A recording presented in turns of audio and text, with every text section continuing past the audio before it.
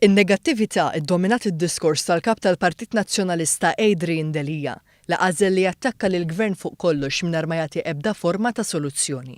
F'diskors fuq ir-radju tal-Partit Nazzjonalista, Delija akkuża lill-Gvern li m'għandu ebda pjan fil-kwestjoni tal-immigrazzjoni irregolari. Fl-istess waqt iddikjara li mis-Summit Ewropew li fih il-Prim Ministru Joseph Muscat flimkien mal-mexxejja l-oħra ta' Stati Membri Ewropej ma ħareġ xejn. Dan minkejja li d-diskussjoni damet is-sigħat, kien hemm appoġġ għal pajjiżna u kien hemm qbil fuq numru ta' punti. Minkejja li Adrian Delija prova jagħti xifhem li l-Partit Nazzjonalista għandu għal qalbu l-interess tal-poplu Malti u Awċi brabta ma' din il-kwistjoni tant taħraq.